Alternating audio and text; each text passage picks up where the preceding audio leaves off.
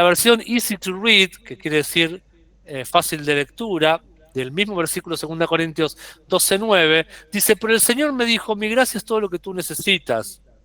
Solamente, y piensen en la palabra solamente, solamente cuando tú eres débil, puede todo ser hecho de manera completa por mi poder. Ahora, qué tremendo que podemos dar vuelta al versículo. Cuando uno estudia la palabra es muy interesante a veces dar vuelta a los versículos. Si acá el apóstol Pablo está diciendo, solamente cuando tú... Está diciendo palabras de Jesús, ¿no? Si el apóstol Pablo está citando palabras de Jesús que le dice, mi gracia es todo lo que necesitas, solamente cuando tú eres débil, todas las cosas pueden ser hechas de manera completa por mi poder. Si esto es verdad, darlo vuelta también es verdad. ¿Qué quiere decir? Que si tú no eres débil o que si tú siempre te muestras o tratas de ser fuerte, entonces yo no puedo hacer que todas las cosas sean completas por mi poder en ti. Cuando uno todo el tiempo trata de estar fuerte o mostrarse fuerte o querer mostrar que puede hacer todas las cosas por sí mismo o que es autosuficiente, lo que está haciendo es atándole las manos a Dios para soltar su gracia en uno. Por eso tiene coincidencia complementaria lo que otro gran enseñador, el apóstol Santiago dice. Santiago, ahora dudé, ¿es Hebreos o Santiago? Allá me la buscarán, me dudé. ¿Es el libro de Hebreos o Santiago? Que dice, Dios da gracia a los... Ayúdenme, que manejo los versículos. Alguien que me ayude, ahí Blanca, Samantha, algunos que son buenos para buscar. Cuando dice también, Dios da gracia a los humildes, Dios da gracia a los sumisos y Dios resiste a los soberbios. Santiago 4:6. Ah, estaba bien Santiago, era el apóstol Santiago. Bueno, miren cómo lo de Santiago se condice y se complementa con el apóstol Pablo. ¿Por qué? Porque si yo todo el tiempo trato de mostrarme fuerte, que todo lo puedo y que yo doy palabra y la gente se sana y yo enseño, no hay otro como yo, todo eso que a veces hacemos o que caemos en hacer, lo que estoy haciendo es inhabilitando el poder y la gracia de Dios en mí, porque el orgullo le cierra la puerta a la gracia. ¿Por qué le cierra la puerta? Y porque no puede operar esto que dice acá, que en el momento o la plataforma de mayor debilidad en mí es el lugar de mayor efectividad de su gracia. Aquellos que son químicos, no sé si hay algunos que se dedican a la química, o aquellos que se dedican a protocolos, a cosas así de armar ciertos productos o ciertas sustancias, hay cosas químicas o físicas que se dan en momentos, pero que tienen que estar dadas todas las condiciones. El clima, por ejemplo, no sé nada de clima, pero si hubiera un meteorólogo aquí, va a decir que tal lluvia vino porque hubo una masa, no sé, hubo una cantidad de presión atmosférica, de humedad, de esto, de aquello, hubo tal viento de este lugar, hubo tal temperatura, y todo se configuró de tal manera y hubo una cosa que se complementó con otra y una integralidad que se conectó, la presión atmosférica con el viento de no sé dónde o no sé cuándo, un montón de cosas que se van dando una junto con la otra para provocar cierta tormenta o cierto, no sé, nieve, granizo, cierta cambio en el clima. Entonces, ahí también es como la gracia se da. Se tiene que dar una plataforma especial. No es en cualquier momento y de cualquier manera que Dios va a soltar su gracia.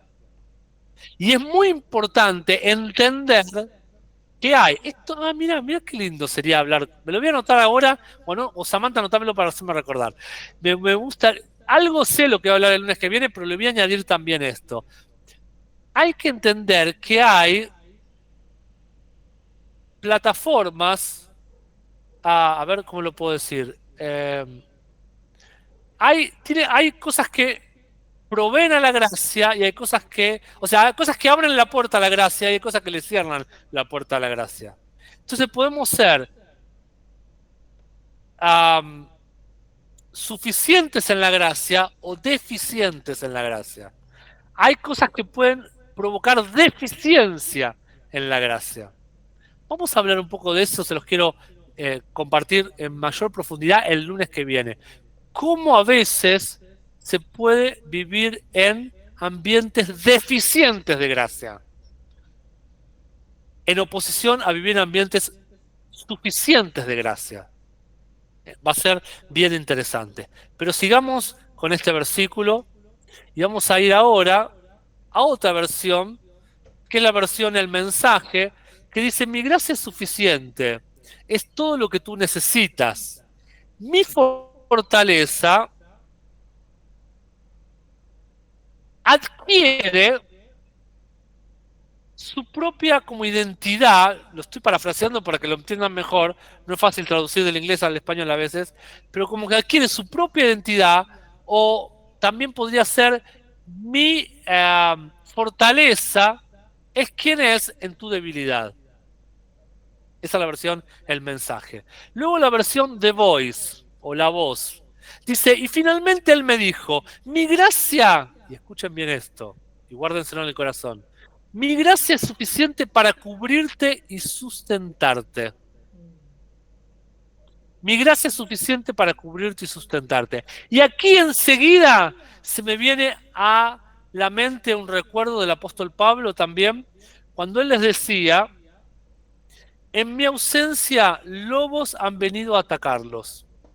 No eran lobos literalmente el animal, sino lobos en el sentido de que un lobo atenta contra una oveja. Un lobo quiere dañar muchas veces a una oveja.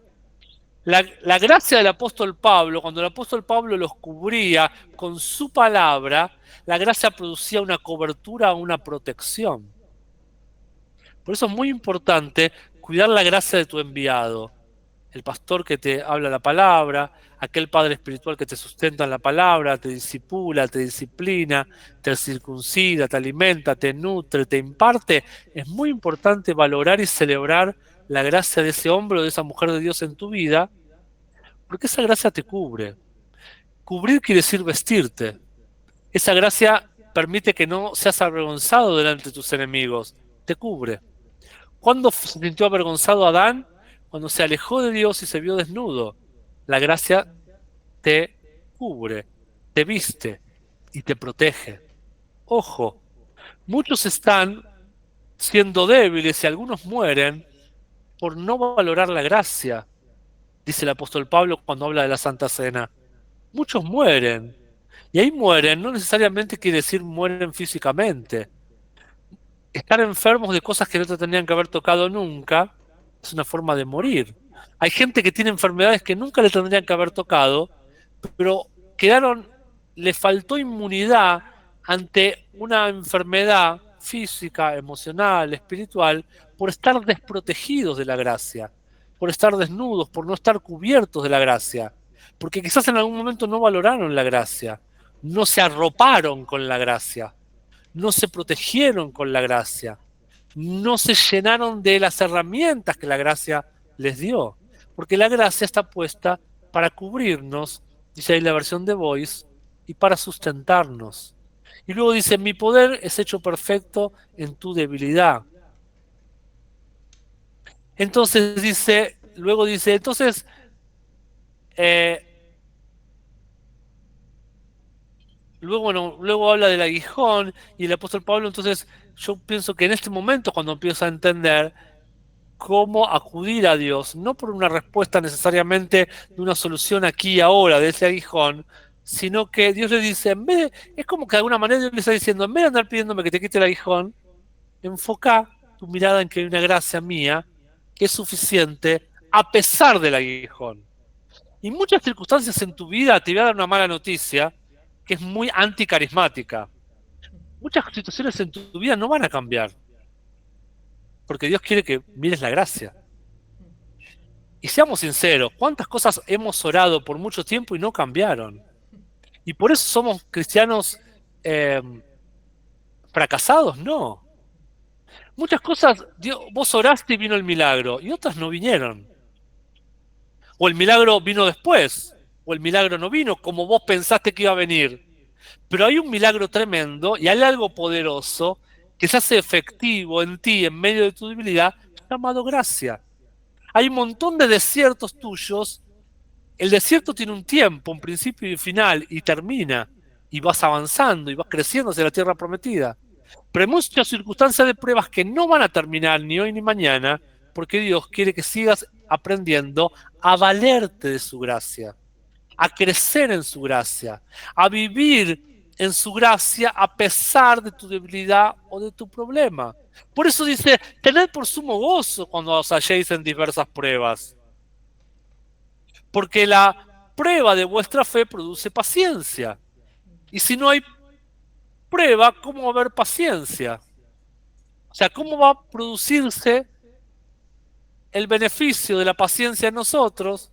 ¿Cómo va a obrar la fe en nosotros si no hay prueba? Necesito la prueba para que se produzca la paciencia. Y la paciencia me va haciendo fuerte, me va haciendo perseverante. Y no olvidemos que empezamos la clase diciendo que los que perseveren hasta el fin son los que vencerán. Entonces hay muchas cosas que oraste y oraste, y quizás tengas que dejar de orar y entregarlas en las manos de Dios y decir, Señor, hoy entiendo que tu gracia me basta.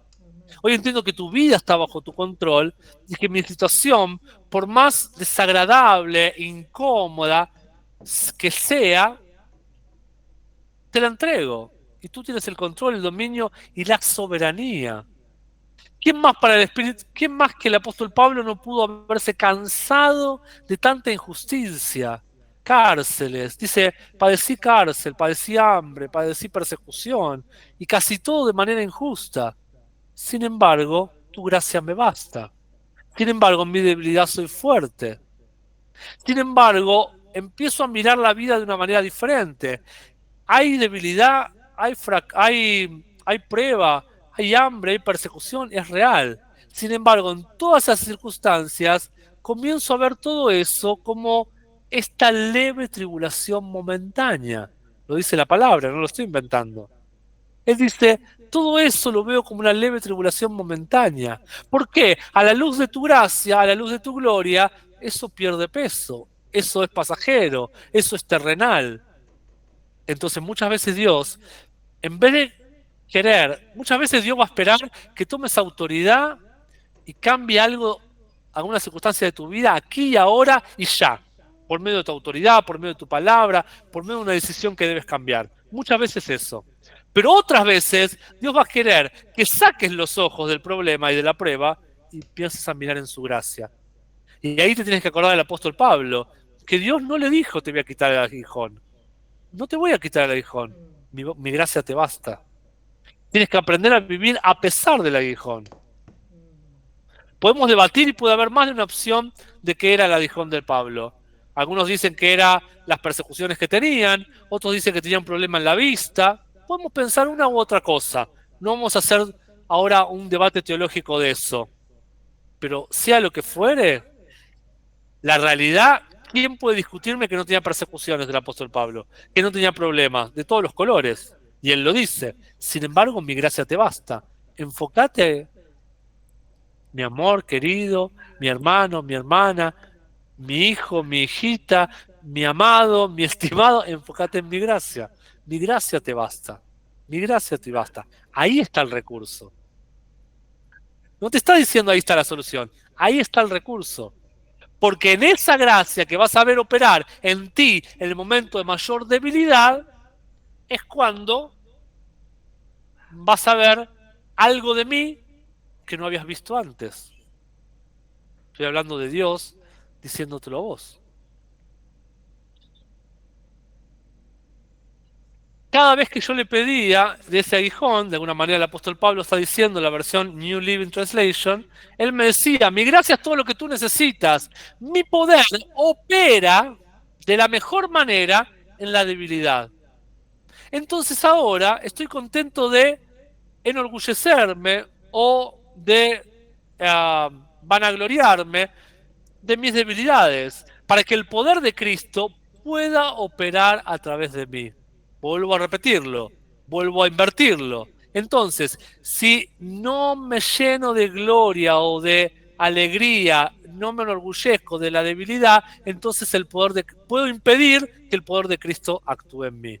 puedo correr ese peligro. Vayan ahora a 1 Tesalonicenses 2:13, la hora avanzada, y vamos a seguir compartiendo esta enseñanza el lunes que viene. Pero hay algo hermoso de los tesalonicenses que quiero que todos aprendamos, y es una de las cosas que nos vamos a llevar también de la clase de hoy. 1 Tesalonicenses 2:13. Los tesalonicenses eran un grupo de creyentes que tenían una gran cualidad. Ellos no habían manifestado que habían dejado la religión, no eran religiosos, sino que seguían la palabra de Dios porque no seguían a un predicador estrella, sino que seguían y recibían el mensaje como de parte de Dios mismo. Samantha, si nos puedes leer 2 Tesalonicenses 2:13. Dice, por lo cual también nosotros sin cesar damos gracias a Dios de que cuando recibisteis la palabra de Dios que oíste de nosotros, la recibisteis no como palabra de hombres, sino según es en verdad, la palabra de Dios, la cual actúa en vosotros los creyentes.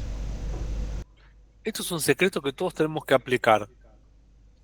Si vas a la iglesia, o si venís a esta escuela bíblica, o a tu grupo de discipulado, a donde sea, y no activás este versículo, no te va a funcionar.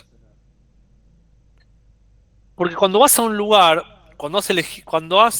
te has conectado con tu Padre Espiritual, has reconocido a tu Padre Espiritual, has reconocido a tus enviados, tienes que tener la certeza de que es Dios mismo hablando a tu corazón.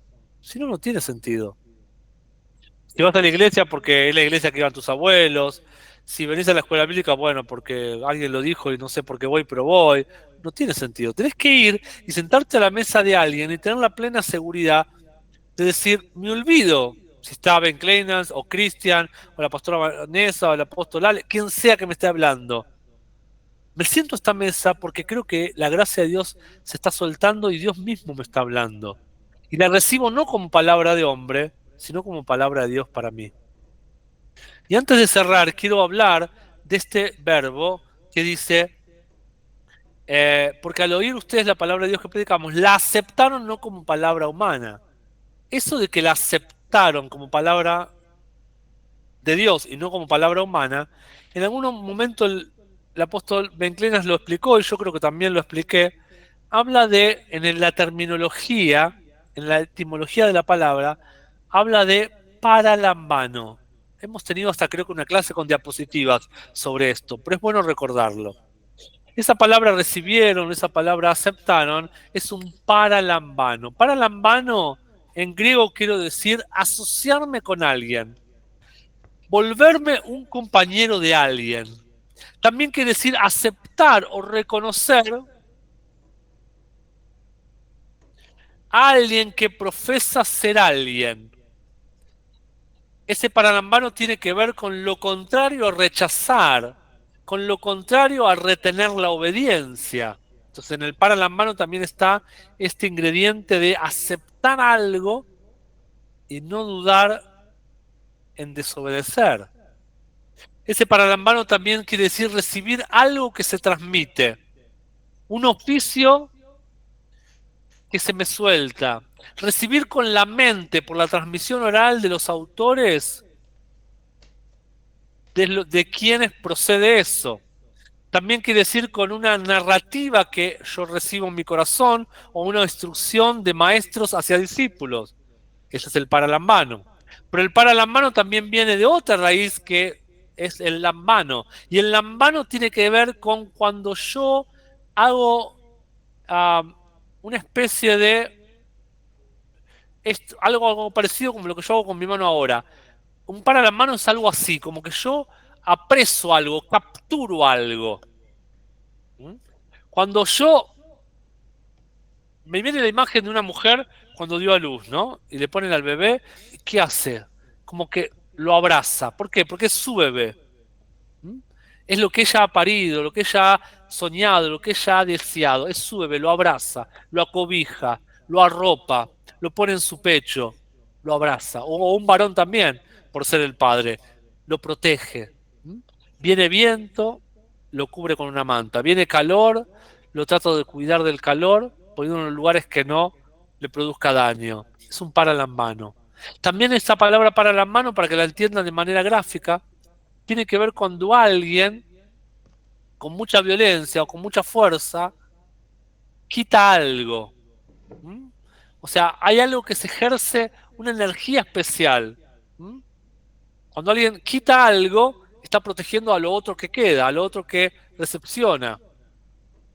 Y también tiene que ver, es linda esta imagen, y esta imagen va a ser bien gráfica para que la puedan comprender, cuando alguien captura a alguien, algo, ¿no? Ayer que estamos acá cerca de algunos lagunas y arroyos, fuimos con los nenes a pescar, ¿no? Y veían ahí que la mujer, la carnada le agarraba el pez y se veía la boya, ahí está, la boya que se iban moviendo, los chicos se iban poniendo contentos porque se iba capturando ese pez. Y agarró un pececito re pequeño, pero hay una satisfacción completa. Eso también es un paralambano, capturar algo. O cuando alguien va a cazar, ¿sí? Alguna fiera de la selva, de la jungla, lo que sea, es un paralambano. Hay una cierta violencia porque yo capturo algo. Y así debemos ser con la palabra, capturarla, agarrarla, aprenderla. ¿Por qué? Porque intrínsecamente en esto que capturo lo quiero hacer propio. Lo que estoy haciendo es dejarlo tan propio mío que no permito que me lo quiten. ¿Y qué dijimos de la palabra, de la parábola del sembrador? Que a veces la semilla se pierde porque las preocupaciones, los afanes, el enemigo de este mundo, ponen pensamientos contrarios, divisores, y uno pierde la palabra que se le siembra. No hay un paralambano. No debo capturar la palabra, porque la debo hacer propia, la debo hacer mía. Y al hacerla mía, la hago parte de mi configuración, mi manera de vivir, de mi manera de actuar. Y también compartía esto con este matrimonio que hablaba el fin de semana, la manera que se lo puedo compartir a ellos. Porque a veces ellos no entienden por qué uno tiene una vida cristiana o por qué uno lleva adelante la práctica de la fe. Y yo les decía esto, que también le compartía con ustedes el lunes pasado, que llega un punto en mi vida que no puedo, me he dado cuenta que no puedo hacer otra cosa. Porque he hecho tanto de este paralambano que aunque quiera decidir otra cosa, hay algo interno tan fuerte que me mueve a seguir a Cristo, aún a pesar de mis aguijones, de mis debilidades o de mis persecuciones. Porque cuando uno ejerce tanto, esto de ser entrenado en la divinidad, dice que tenemos que ser entrenados o queremos operar en nuestra salvación o en la piedad, que en la piedad se entrena uno, dicen las cartas apostólicas, cuando uno se entrena tanto en la verdad, aunque se mande alguna macana, siempre va a volver, siempre va a intentar ser mejor, siempre va a crecer en la gracia y en la santidad, porque hay algo, y yo digo, aunque yo quiera hacer otra cosa, no puedo. Porque todo mi ser está y estuvo por años y décadas y desde que muy pequeño buscando ese para la mano, buscando apresar, capturar, tomar para mí, hacer propio. Entonces, algo que no puedo dejar, como aquel que está tan acostumbrado a hacer un deporte o a tener una práctica saludable y no la puede dejar, no la puede dejar. Y aunque quiera comer algo destructivo para su cuerpo, está tan acostumbrado a comer saludable que es como que no puede, no puede. Y aunque se zafe un poquito, vuelve a ser vida saludable, porque hay para en vano de ejercicio tanto del capturar esa verdad que me capturó primero a mí. Les pido perdón porque me pasé del horario, tenemos que cerrar acá. Es maravilloso poder estudiar de la gracia.